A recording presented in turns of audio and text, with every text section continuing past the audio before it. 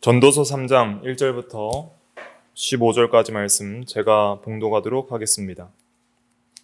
1절 범사에 기한이 있고 천하만사가 다 때가 있나니 날 때가 있고 죽을 때가 있으며 심을 때가 있고 심은 것을 뽑을 때가 있으며 죽일 때가 있고 치료할 때가 있으며 헐 때가 있고 세울 때가 있으며 울 때가 있고 웃을 때가 있으며 슬퍼할 때가 있고 춤출 때가 있으며 돌을 던져버릴 때가 있고 돌을 거둘 때가 있으며 안을 때가 있고 앉는 일을 멀리할 때가 있으며 찾을 때가 있고 잃을 때가 있으며 지킬 때가 있고 버릴 때가 있으며 찢을 때가 있고 꿰맬 때가 있으며 잠잠할 때가 있고 말할 때가 있으며 사랑할 때가 있고 미워할 때가 있으며 전쟁할 때가 있고 평화할 때가 있느니라.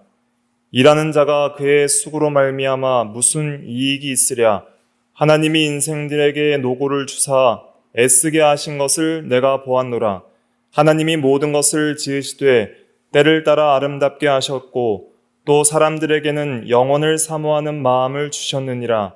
그러나 하나님이 하시는 일의 시종을 사람으로 측량할 수 없게 하셨도다. 사람들이 사는 동안에 기뻐하며 선을 행하는 것보다 더 나은 것이 없는 줄을 내가 알았고 사람마다 먹고 마시는 것과 수고함으로 낙을 누리는 그것이 하나님의 선물인 줄도 또한 알았도다. 하나님께서 행하시는 모든 것은 영원히 있을 것이라. 그 위에 더할 수도 없고 그것에서 덜을 할 수도 없나니 하나님이 이같이 행하심은 사람들이 그의 앞에서 경외하게 하려 하심인 줄을 내가 알았도다. 이제 있는 것이 옛적에 있었고 장래에 있을 것도 옛적에 있었나니 하나님은 이미 지나간 것을 다시 찾으시느니라. 아멘. 이 시간 말씀의 제목은 때를 정하시는 하나님, 때를 정하시는 하나님이란 제목으로 말씀을 증거하겠습니다. 또 제목을 간단하게 하면 하나님의 때라고도 할 수 있고 시간의 주인이신 하나님 이렇게 정할 수도 있습니다. 모든 만물을 창조하신 하나님께서 시간과 공간을 창조하시고 그 시간을 하나님께서 주권적으로 다스리시는 것을 전도서 3장에서는 잘 증거를 하고 있습니다. 그래서 때를 정하시는 하나님인 줄 우리가 알아야 됩니다. 1절에 보면 범사에 기한이 있고 천하만사가 다 때가 있나니 그랬습니다. 모든 것에는 정해진 기한이 있습니다. 또 모든 만사에 이루어지는 일들도 다 적절한 때, 정해진 때가 있습니다. 여기서 기한과 때라고 번역한 그 히브리어 원어들은 특별히 하나님께서 정해진 때를 가리키는 거예요. 우리가 보기에는 모든 사건과 사물과 인간들의 삶이 자유와 우연으로 이루어져 있는 것 같이 보이지만은 하나님의 모든 작정과 섭리 가운데 모든 정하신 때에 하나님의 뜻대로 하나님의 방법대로 모든 것이 이루어지고 있다는 것을 우리는 믿어야 됩니다. 하나님은 영원하시고 하나님의 영원성은 피조세계의 영원성과 다르게 하나님의 영원성이라는 것은 모든 시간을 초월하시는 영원성을 가리킵니다. 하나님은 증감도 없으시고 시작과 끝도 없으십니다. 하나님은 항상 계시고 영원히 계십니다. 시간과 공간은 하나님께서 창조하실 때에 함께 창조한 피조세계의 것들이에요. 하나님은 시간 안에 계신 분이 아닙니다. 하나님은 시간의 흐름이 없으세요. 그래서 하나님은 시간을 초월해 계십니다. 바꿔 말하면 시간이란 자체도 하나님 안에 있는 거예요. 그래서 하나님은 시간 밖에 계실 수도 있고 하나님은 시간 안에 계실 수도 있습니다. 하나님은 공간을 초월해 계신 분입니다. 하나님은 어디 계신 분이 아니라 계신 분입니다. 스스로 계신 분이고 어디에나 계신 분이고 그래서 하나님은 공간을 초월해 계실 수도 있지만 공간 안에 계실 수도 있어요. 모든 시간과 공간을 초월해 계시지만은 시간과 공간 안에서 활동하시고 통치하시고 다스리시는 하나님이십니다. 그래서 예를 들면 이렇게 좀 초보적인 얘기지만 예를 든 적이 몇 번 있는데 영화 감독이라고 생각하시면 돼요. 영화 감독은 한 편의 영화의 시간과 공간을 전체적으로 그 영화 밖에서 관망하면서 통치할 수 있죠. 모든 영화의 그 장면과 씬의 시간 순서와 장면, 공간 구성들을 감독의 마음대로 주장할 수 있습니다. 그래서 그 안에서 모든 일들을 활동을 함께 할 수도 있지만은 바깥에서 그 전체를 한 번에 볼 수도 있는 거예요. 시작과 끝을 한 번에 그냥 천년이 하루같이 하루를 천년같이 하나님은 그 천년이라는 것은 영원처럼 긴 시간을 가리키는 것이고요. 숫자적으로 진짜 천년이 아니라 그래서 하루나 영원이나 하나님의 보시기에는 그냥 하나같이 보인다는 거예요. 그러니까 하나님은 시간을 초월해 계시니까 인류 모든 역사들도 그냥 한순간에 모든 걸 다 보실 수 있는 분이에요. 그게 하나님의 영원성이고 하나님의 절대 주권성입니다. 그래서 하나님은 이 모든 세계가 만들어지고 모든 세계의 시간과 공간을 만드실 때 그 모든 것을 주장하시는 거예요. 모든 피조물은 전부 시간과 공간 안에 있습니다. 모든 피조물은 시간과 공간을 벗어날 수가 없어요. 하나님께서 공간을 만드실 때에도 보이지 않는 세계와 보이는 세계를 만드셨고 보이지 않는 세계와 보이는 세계 모두 시간의 흐름이 있습니다. 시간의 흐름은 어떻게 측정할 수 있죠? 변화를 통해 측정하는 거예요. 활동과 변화. 여러분들이 갑자기 그대로 멈춰라 하면서 갑자기 가만히 계셔 보세요. 시계도 멈추고 모든 동작도 멈추고 해와 달의 움직임도 멈추고 모든 물질의 변화 상태도 멈추고 모든 것이 가만히 있다면 시간의 흐름을 측정할 수가 없어요. 그러니까 사람이 동굴에 갇혀가지고 시계가 없어도 시간이 어떻게 가는지를 측정을 못해요. 뭔가 시간을 측정할 수 있는 어떤 사물의 변화와 흐름을 봐야지 알 수 있는 거예요. 그것처럼 모든 피조 세계는 보이는 세계든 보이지 않는 세계든 그리고 우리가 새하늘과 새 땅에서 영원한 세계, 지금 영원히 천국에 가든 그리고 새하늘과 새 땅에 도래해도 모든 천사들뿐 아니라 인간들도 다 시간과 공간에서 움직이고 활동하기 때문에 모든 세계에는 시간이 존재하고 영원한 천국에서도 피조 세계는 지속적으로 영원한 시간의 흐름 속에 있을 거예요. 하지만 영원한 세계에서는 지금과 같은 시간의 흐름대로 살지는 않아요. 마치 모든 것이 영원한 것처럼 느끼면서 살게 될 거예요. 지금은 만물이 변화하고 있고 시작과 마지막이 있지만은 우리의 구원이 완성될 때는 모든 것이 영원할 거예요. 근데 우리는 인생의 허무함을 언제 느끼냐면은 항상 오늘날 살아갈 때는 항상 시작과 끝이 있어요.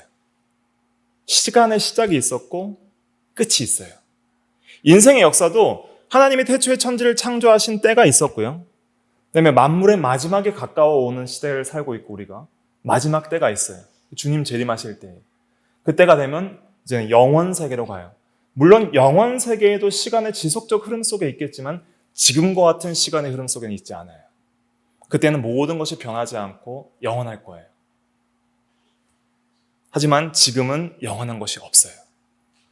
그때에는 생명도 기쁨도 복됨도 만남도 사랑도 교제도 영원해요.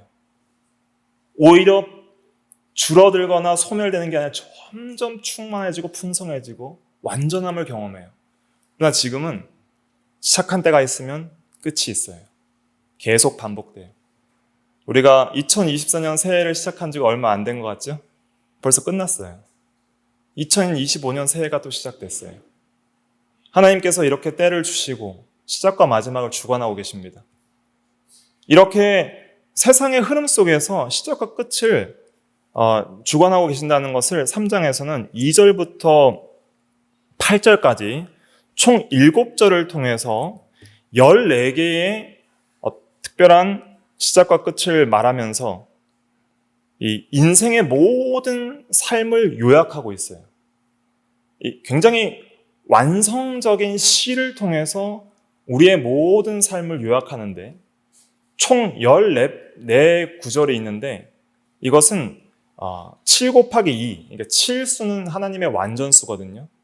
7수 곱하기 2를 통해서 인간의 모든 삶을 완전한 진리로서 표현했다는 뜻입니다. 그러니까 전도서 3장 2절부터 8절은 굉장히 훌륭한 우리 인생에 대한 철학적이고 통찰력 깊은 진리예요. 그 첫 번째가 무엇이냐면 2절인데 2절 한번 읽어볼게요. 시작. 날 때가 있고 죽을 때가 있으며 심을 때가 있고 심은 것을 뽑을 때가 있으며. 먼저 출생과 죽음을 말하고 있습니다. 생명의 시작과 끝, 이것이 있다는 것을 아는 게 중요한 것이죠.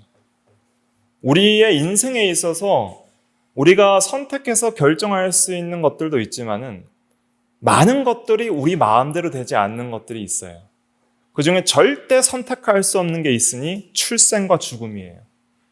태어나는 것도 선택할 수 없고 죽는 때도 선택할 수 없어요. 이것은 하나님의 절대 주권과 하나님의 정하신 때에 있는 겁니다.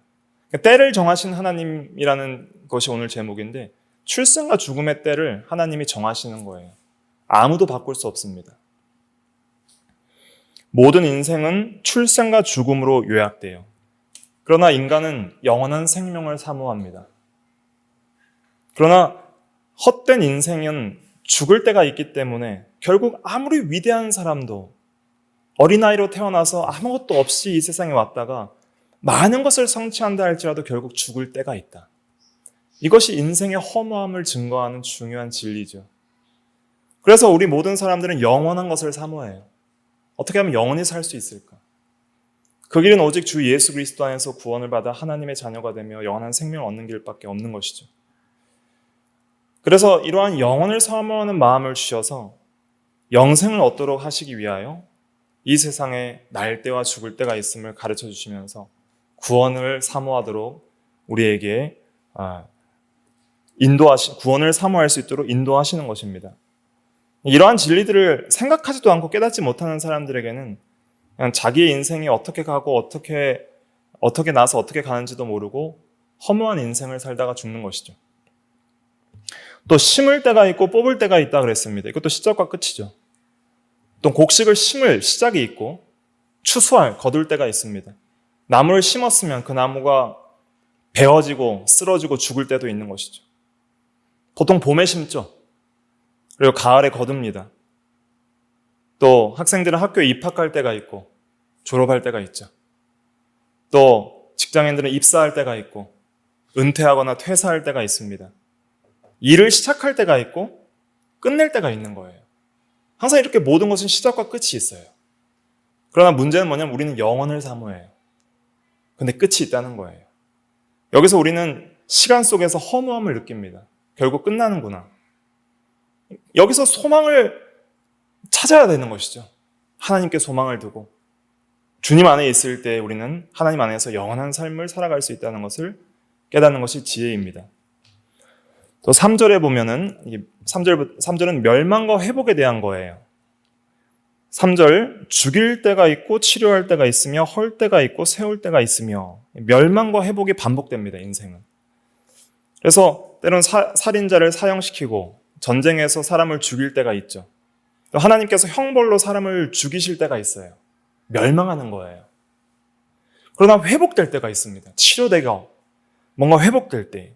우리 인생도 망할 때가 있고 회복될 때가 있고 우리의 마음도 상할 때가 있고 회복될 때가 있고 또 헐 때가 있고 세울 때가 있습니다. 뭔가 건물을 헐어버리고 멸망시켜야 될 때가 있습니다. 또 영적으로는 우리 안에 있는 우상을 헐어버릴 때가 있어요. 헐어버릴 땐 헐어버려야 돼요. 그러나 또 세워야 될 때는 세워야 됩니다. 이런 인생에 있어서 물질적인 건물도 세워야 되지만은 우리의 영적 성전의 건축도 잘 세워나가야 될 때가 지금 현재인 거예요. 국가의 멸망과 회복도 여기에 있습니다. 국가가 헐어질 때가 있고 또 회복될 때가 있는 것이죠. 그것은 사람들이 할 수 있는 것이 아니라 제2 원인인 사람들을 사용하셔서 제1 원인이신 하나님께서 섭리 가운데 모든 때를 정하시고 뜻대로 이루어 나가시는 것입니다. 또 우리의 감정도 하나님께 달려 있습니다. 4절 읽어볼까요? 시작. 울 때가 있고 웃을 때가 있으며 슬퍼할 때가 있고 춤출 때가 있으며 기쁨과 슬픔도 감정에 관한 모든 것의 요약인데 이것도 하나님이 정하신 때에 이루어지는 거예요. 사랑하는 사람이 죽을 때, 이번에 무안공항에 비행기 사고가 나서 많은 사람이 죽어서 슬퍼하는 일들이 있잖아요. 그때 죽을 줄 누가 알았겠어요? 아무도 모르는 거예요. 행복하게 여행을 떠났다가 기쁨으로 돌아오는데 갑자기 큰 슬픔을 당하는 것이죠. 그러니까 기뻐할 때도 슬퍼할 때도 내 마음대로 안 되는 거예요. 현실이 갑자기 급변하면은 슬퍼할 때를 당할 수밖에 없는 것이죠. 그러니까 항상 우리가 웃을 일만 있는 것도 아니에요. 슬퍼할 일도 있는 것이죠. 어떤 상실과 고통을 당할 때, 헤어지거나 떠나야 할 때, 뭔가를 잃어버릴 때, 그때 슬퍼할 때입니다. 울 때이죠. 그러나 또 하나님의 은혜로 많은 것을 얻고 또 은혜를 받고 기쁜 일이 있을 때는 기뻐할 때이고 또 축하할 때이죠. 또 슬픈 일을 당한 사람은 함께 또 울어줘야 될 때가 있고 그 사람을 위해서 울어줘야 될 때가 있고 또 함께 축하해주고 기뻐해줘야 될 때가 있는 것이죠. 그래서 감정도 우리 마음대로 되지 않는구나. 하나님께서 은혜를 주시고 항상 기뻐할 수 있는 영적인 은혜를 주셔야만이 우리가 기쁨을 견고하게 누릴 수 있는 것입니다. 또 물건이나 사람을 얻거나 버릴 때가 있어요. 얻을 때가 있고 버릴 때가 있다. 5절과 6절인데 5절 6절 한번 읽어볼까요? 시작. 돌을 던져 버릴 때가 있고 돌을 거둘 때가 있으며 안을 때가 있고 않는 일을 멀리할 때가 있으며 찾을 때가 있고 잃을 때가 있으며 지킬 때가 있고 버릴 때가 있으며 돌을 던져버릴 때가 있고 돌을 거둘 때가 있고 돌은 이제 물질이죠.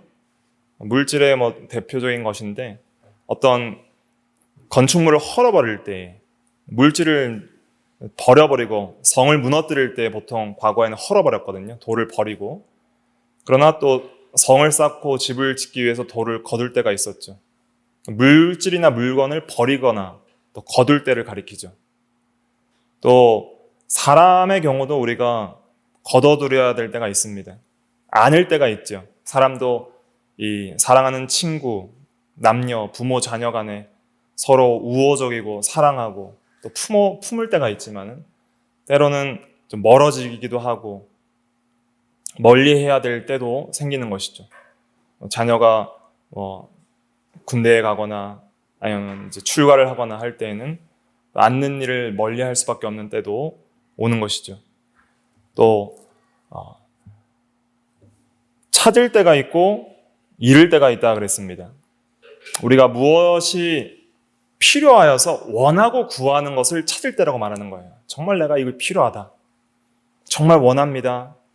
이렇게 구합니다 하면서 뭔가 얻기를 위하여 간절히 찾을 때가 있는 거예요.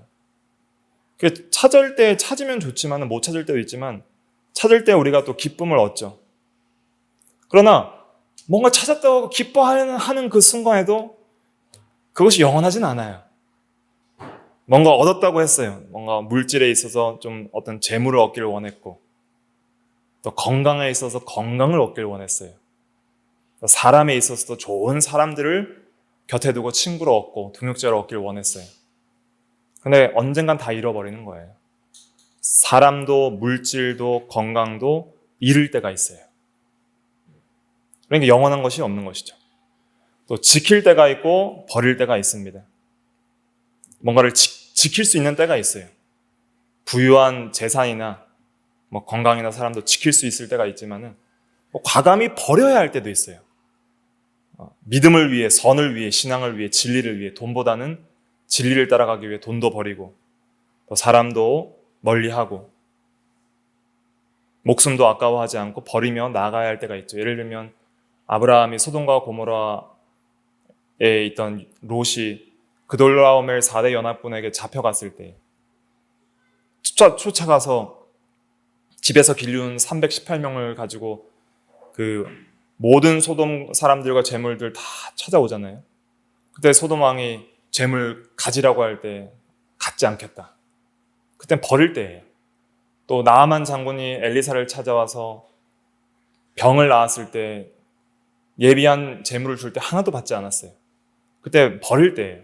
믿음으로 진리와 하나님의 영광을 위해서 물질도 버리며 나아갈 때가 있죠. 그러나 합법적으로 우리가 물질을 찾고 합법적으로 재산을 모으기 위해 노력할 때도 있어요. 그럴 때는 그 재산을 또 잘 지켜나가고 저축하고 할 때도 있는 것이죠. 근데 아무리 찾고 지켜도 결국 잃고 버릴 때도 있다는 거예요. 그것이 인생이라는 것입니다. 거기서 우리가 얻을 때가 있지만 버릴 때가 있다는 것을 알고 허무함을 느끼는 것이죠. 또 물질이나 인간관계나 감정에 있어서도 이 찢을 때와 꿰맬 때가 있다는 것. 7절 한번 읽어볼까요? 시작. 찢을 때가 있고 꿰맬 때가 있으며 잠잠할 때가 있고 말할 때가 있으며. 물질을 찢어버릴 때가 있죠. 필요 없는 것은 버리려고 찢을 때도 있고요. 과거 이스라엘 백성들은 슬플 때 그 감정을 찢는 것을 옷을 찢음으로 표현했습니다. 옷을 찢어버리는 거예요. 정말 슬픈 일이나 비참한 상황에 처했을 때 입던 옷을 찢어요. 그리고 그 슬픔을 충분히 표현한 이후에 잠잠해지면 다시 그 찢었던 옷을 꿰매서 쓰는 것이죠. 물질이나 감정도 이렇게 찢을 때가 있고 회복될 때가 있습니다. 꿰맬 때가 있고요. 인간관계도 찢어질 때가 있어요. 아무리 좋던 인간관계도 영원할 줄 알았지만은 찢어지는 거예요. 예를 들면 바울과 바나바가 함께 동행하다가 마가의 일로 찢어지게 되잖아요. 마가가 첫 전도여행 때 중간에 돌아감으로 말미암아 2차 전도여행 때는 마가를 데려가지 않겠다. 마가를 데려가자. 바나바는 데려가자. 자기 생질이기 때문에. 바울은 중간에 돌아간 그런 불충성한 사람 데려갈 수 없다. 찢어진 거예요.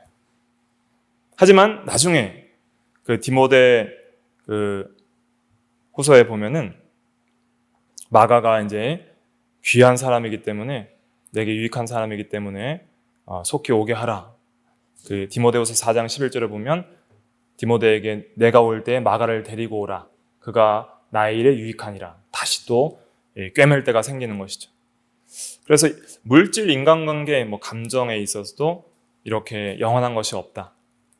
또 잠잠할 때가 있고 말할 때가 있어요. 때와 장소에 맞게 조용히 해야 할 때가 있고 또 말을 해야 할 때가 있습니다. 과거 이스라엘 백성들은 큰 슬픔에 빠질 때 잠잠할 때가 있었고요. 또 하나님의 음성에 귀를 기울일 때 잠잠하게 들을 때가 있었고 또 아무리 선한 말이라도 다른 사람에게 유익되지 않으면 하지 않아야 될 때가 또 있는 것이죠. 예를 들면 욥기에 보면 욥이 하나님의 허락한 시험을 당해서 큰 고난을 당할 때 욥의 세 친구들이 와서 네가 죄를 지어서 이런 고난을 당한다 이렇게 말을 했죠. 그 자체가 진리이긴 하지만 욥에게는 해당이 안 됐던 거예요. 오히려 어려움을 당한 성도들에게는 그 죄를 지적하고 회개하라 하기보다는 그 아픈 마음을 위로해 주는 것이 먼저인 것이죠. 그러니까 진리이고 바른 말이라 할지라도 경우에 합당한 말을 하는 게 참 중요합니다. 그래서 잠언 25장 11절에는 경우에 합당한 말은 아로 새긴 은쟁반의 금사관이라. 경우에 합당한 말을 할 수 있는 지혜가 필요한 것이죠. 말을 많이 하지 말라 그랬어요. 야고보서 3장 2절에는. 우리가 다 실수가 많으니 만일 말에 실수가 없는 자라면 곧 온전한 사람이라 그랬습니다. 우리가 인생에서 실수할 것이 많이 있는데 특별히 말 실수가 제일 많습니다.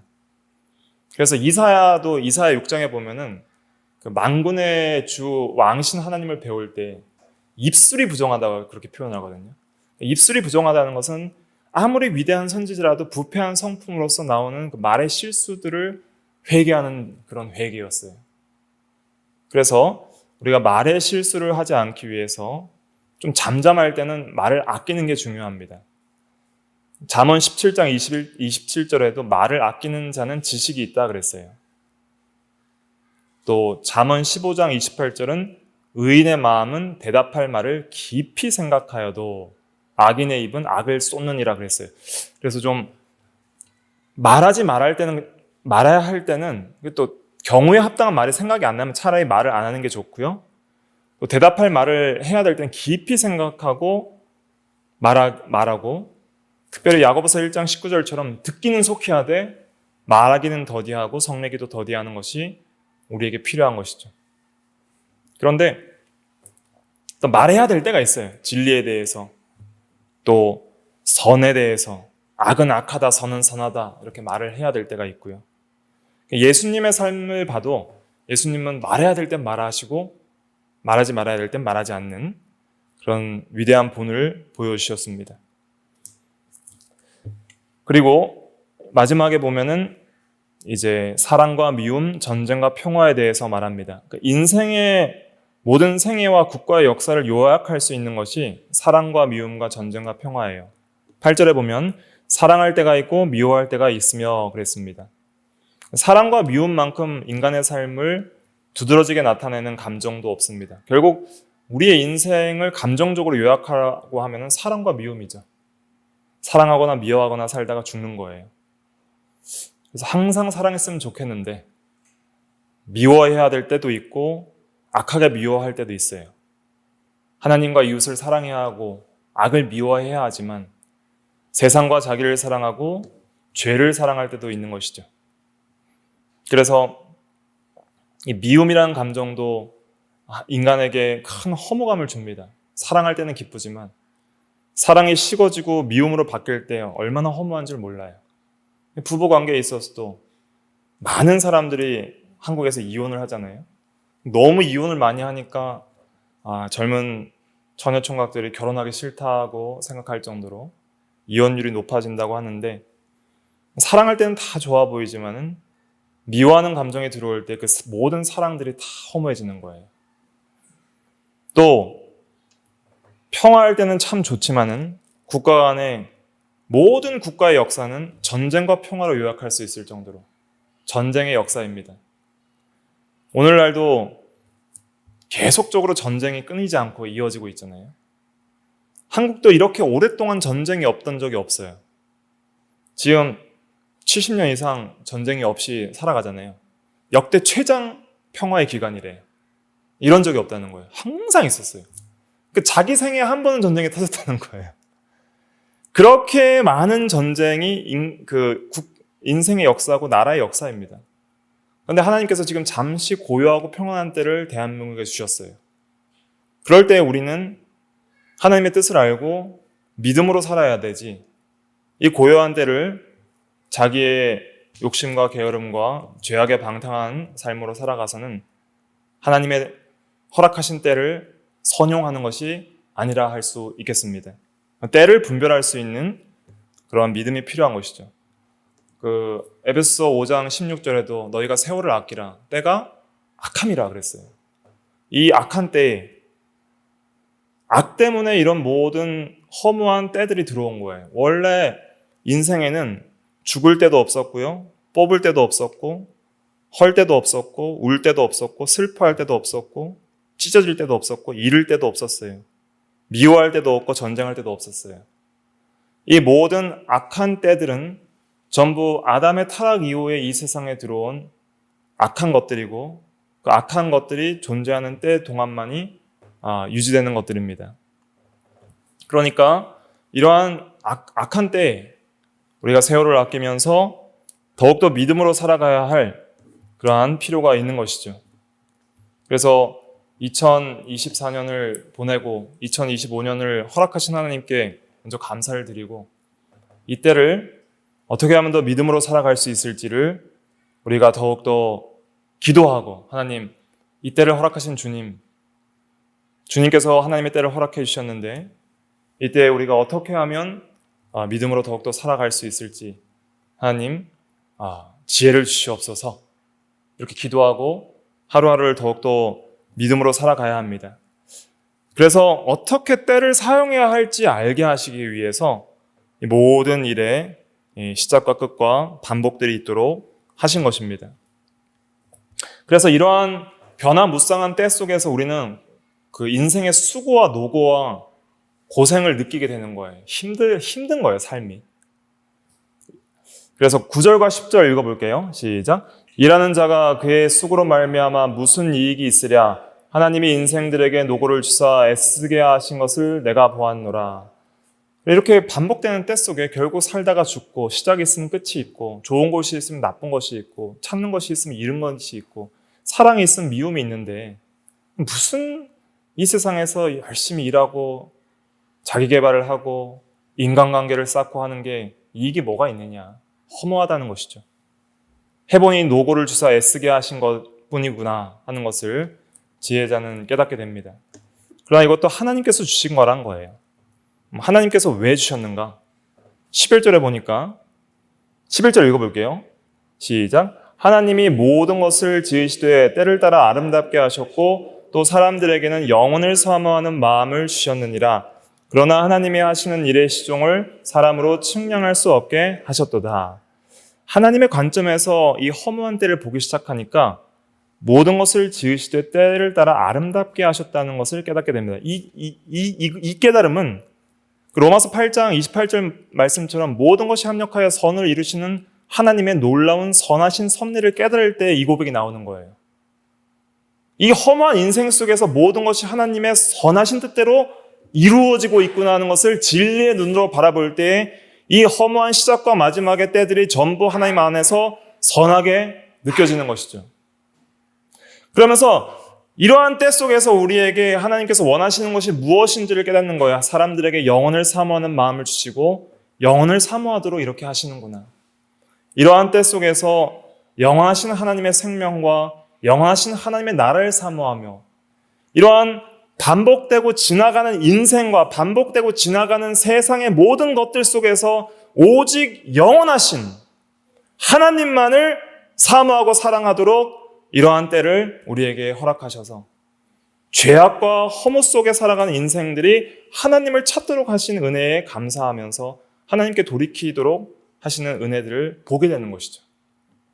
그래서 우리는 이 세상을 바라보면서 하나님이 여전히 이 악한 세상 속에서도 이 악들을 이용하셔서 아름답게 선하게 만들어 나가시는 그 놀라운 하나님의 섭리와 주권적인 역사를 바라볼 수 있어야 됩니다.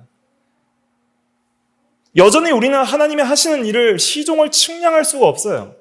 하나님의 작정과 섭리를 우리가 측량할 수가 없어요. 하지만은 그 모든 삶 속에서 결국 우리의 죽음과 슬픔과 고통과 잃음 속에서도 그리고 우리의 모든 좋음과 행복 속에서도 그런 영원하지 않는 여러 가지 희노애락과 생사화복과 여러 가지 흥망성쇠가 우리 인생에 계속 반복될 거예요. 영원히 죽을 때까지 반복되는 이 삶 속에서 하나님은 그 속에서 하나님의 아름다우심을 찾게 하신 것이죠. 그게 믿음이에요. 그리고 그것을 누굴 통해 보여주셨냐면 그리스도를 통해서 보여주신 것입니다. 예수 그리스도께서는 이 허무한 세상 속에서 영원하신 하나님께서 시간과 공간 안으로 들어오신 거예요. 한번 생각해 보세요. 성자 하나님은 영원하신 분이에요. 시간을 초월하여 계신 그 하나님께서 시간과 공간 속에서 피조세계에 우리 죄악된 원수된 인간들과 함께 거하시려고 영원히 사람이 되셨습니다. 영원히 사람이 되신 거예요. 그분께서 이 세상에 겪으신 것은 이 모든 걸 다 겪으셨어요. 그분은 완벽하게 하나님의 때가 있다는 것을 보여주신 분이십니다. 갈라디아서 4장 4절 때가 참에 여자에게서 아들이 나게 하셨어요. 하나님의 때에 예수님께서 가장 합당한 때에 오셨어요. 많은 구약의 성도들이 그리스도와 메시아를 사모했지만 안 보내주시다가 정하신 때에 2000년 전에 동정녀 마리아에서 성령으로 잉태되어 오셔서 예수님의 모든 사역은 하나님의 때를 따라 하시는 사역이었습니다. 내 때가 아직 이르지 아니하였나이다 하시면서 또 많은 사람이 예수님을 죽이려고 했지만은 그의 때가 아직 이르지 아니하므로 사람들이 죽일 수 없게 하셨어요. 예수님은 때를 따라 말씀하셨습니다. 말해야 될 때는 선한 말씀과 진리를 가르쳐주셨고 그리고 말하지 않아야 될 때는 도수장에 끌려가는 양같이 잠잠하며 침묵하시면서 총독 빌라도가 신문하는데도 한마디도 대답을 안 하셨어요. 딱 필요한 진리의 말만 하셨어요. 내가 왕이냐 할 때 네 말이 참되도다.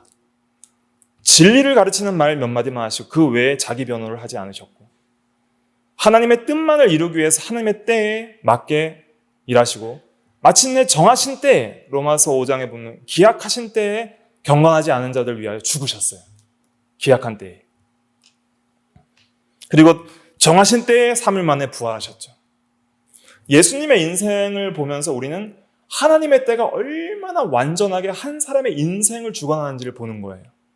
그걸 통해서 간접적으로 우리는 우리의 모든 출생과 마지막 때에 이르기까지 하나님은 예수님을 주관하신 것처럼 우리의 삶을 주관하신다는 것을 믿어야 된다는 것이죠.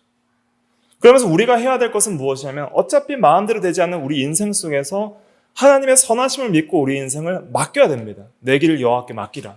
그리하면 그가 이루신다 그랬어요.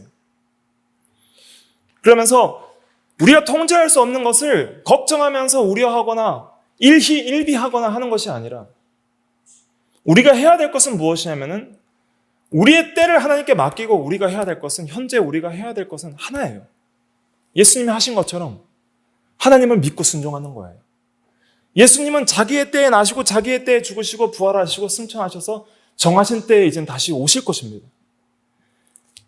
주님이 이 땅에서 하신 것은 그 때를 자기가 주장하려고 하셨던 것이 아니에요. 예수께서 하신 것은 아버지의 때에 아버지의 뜻을 이루신 것이지 그것을 주장하려 하신 것이 아니라 오직 하나님께서 명하신 뜻을 온전히 믿고 순종하신 것. 그것을 하셨던 것이죠. 그래서 이 허무한 인생의 때 속에서 우리가 영원한 생명의 삶을 살고 영원한 기쁨과 만족과 의미 있는 삶을 살려면은 믿음으로 순종하며 살아야 하는 것입니다. 그래서 12절, 13절 읽어볼게요. 시작. 사람들이 사는 동안에 기뻐하며 선을 행하는 것보다 더 나은 것이 없는 줄을 내가 알았고 사람마다 먹고 마시는 것과 수고함으로 낙을 누리는 그것이 하나님의 선물인 줄도 또한 알았도다. 예. 사는 동안 기뻐하며 선을 행하는 것보다 나은 것이 없다. 선을 행한다는 것은 예수 믿고 말씀대로 순종하는 게 선이에요. 선이라는 것은 첫째가 예수 믿는 게 선이고 그거 예수를 믿지 않으면 선을 행할 수 없기 때문에 전적 부패한 죄인이 할 수 있는 모든 것은 죄이기 때문에 예수를 믿어야 법적으로 의롭게 되고 실제적인 의를 행할 수 있는 능력이 나오기 때문에 예수 믿는 것이 첫째가 선이고 둘째가 말씀 순종이 선인 거예요. 그것보다 나은 것이 없는 것이 인생이라는 걸 알았다는 거예요. 거기서 진짜 기쁨이 있고 영적 기쁨이 있고 하나님이 함께 해주시고 하나님이 선물로 주시는 은혜를 누리는 기쁨이 있는 거예요. 우리가 일상적인 먹고 마심이 전도자인 솔로몬은 과거에는 1, 2장에서는 헛되다고 말한 그것이 오히려 하나님의 선물인 줄 알 때에 하나님 안에서 누릴 때에 감사와 기쁨이 나오는 것이죠. 아, 하나님께서 오늘도 일용할 양식을 주시면 감사합니다. 나 같은 죄인 살리신 것 감사합니다. 세상 사람들은 아무것도 아닌 날같이 새해를 맞이하지만 우리는 우리의 날이 아닌 하나님께서 허락하신 생명의 연장과 새해인 줄 알고 이 한 해와 하루를 주신 것을 감사하는 거예요. 그러면서 오늘 먹을 것과 마실 것과 입을 것이 있고 그것을 누릴 수 있는 것을 감사하면서 하나님 안에서 기뻐할 때 그것은 참된 의미가 있는 것이죠. 하나님은 그 모든 기쁨을 다 의미 있게 보십니다. 하나님 없이 먹고 마시는 것은 죄고 하나님 눈에는 아무 의미가 없고 내가 너를 모른다 하겠지만 하나님의 선물인 줄 알면서 감사함으로 누리는 모든 먹고 마시면 하나님께서 기뻐 보시는 거예요. 다 기억하십니다. 소자 하나에게 냉수 한 그릇을 전해준 것도 기억하시고 하나님의 나라와 그의 영광을 위하여 오늘 하루를 내가 믿음으로 먹고 마신 모든 삶을 다 기억하시고 의미 있게 보시고 하나님이 기뻐하시고 그 안에서 우리도 기쁨을 누릴 수 있는 것입니다. 14절 읽어볼게요. 시작.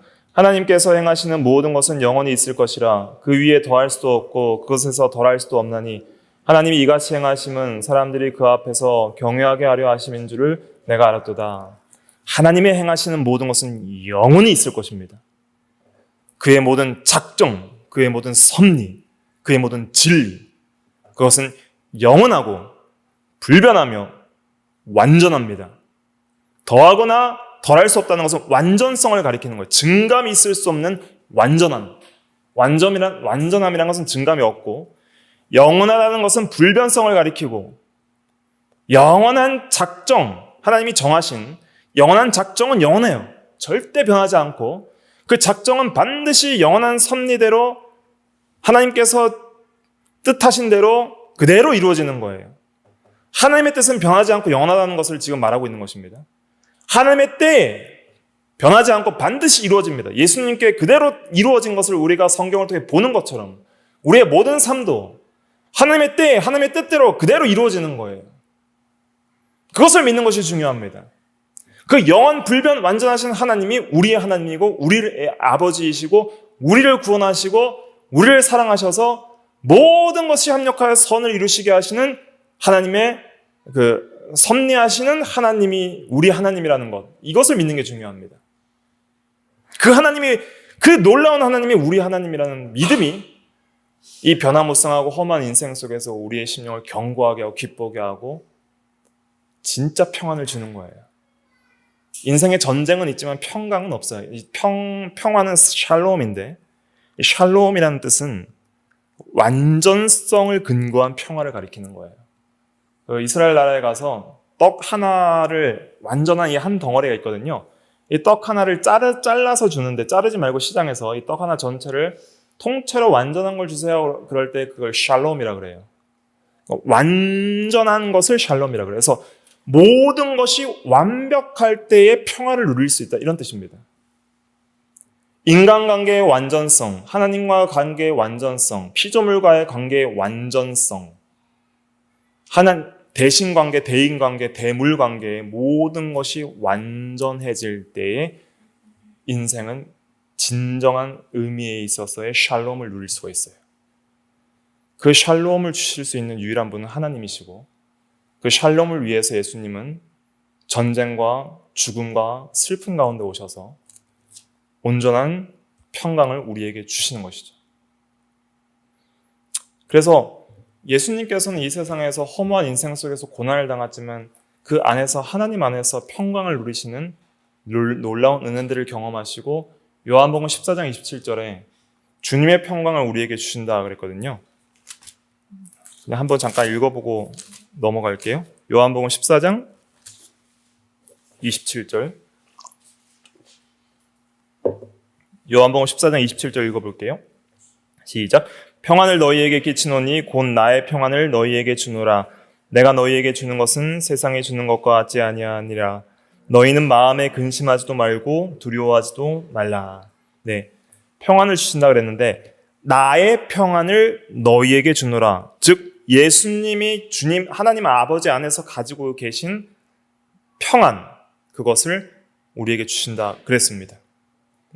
공짜로 은혜로 주시는 거예요. 예수를 믿는 모든 사람들에게. 그래서 이런 평안을 현재적으로도 믿음으로 순종하는 자에게 더 풍성하게 경험하게 하시고, 그러나 여전히 이 고통을 느끼지만은 완전한 샬롬의 때를 우리는 소망하는 거예요. 완전한 샬롬의 때가 올 거예요. 주님 재림하실 때. 그래서 모든 것이, 하나님이 행하시는 모든 것이 영원한데 더할 수도 없고 덜할 수도 없는 완전하신 하나님의 섭리와 작전 가운데 하나님이 모든 때에 이루시는데, 그래서 그것을 행하시는 목적은 사람들이 그의 앞에 경외하게 하려 하시는 줄 내가 알았도다. 하나님을 경외하며 살으라는 거예요. 하나님을 두려워하고 두려워할 줄 알아야 됩니다. 새해에는 하나님을 더 두려워하십시오. 두렵고 떨림으로 하나님을 섬기며 사랑하십시오. 경외는 두려움과 사랑을 포함하는데 두려움이 강조되는 거예요. 그래서 그 킹제임스 역인가요? 그 흠정역에서는 경외를 전부 두려워하는 걸로 번역했어요. 두려워하는 것. Fear. 두려워하는 것. 하나님을 두려워할 줄 알아야 됩니다. 15절에 이제 있는 것이 옛적에 있었고 장래에 있을 것도 옛적에 있었나니, 때의 반복은 계속 일어날 것입니다. 2절부터 8절의 반복이 있을 것입니다. 오늘 좀 슬프더라도 내일 기쁜 날이 올 수 있고요. 하나님께서 그렇게 하십니다. 또 오늘 고통스럽더라도 내일은 복된 날이 올 수도 있는 것입니다. 우리는 날 때가 있었고 언젠간 죽을 때가 있을 것입니다. 여기 모인 성도들도 언젠간 서로를 떠날 때가 있을 것입니다.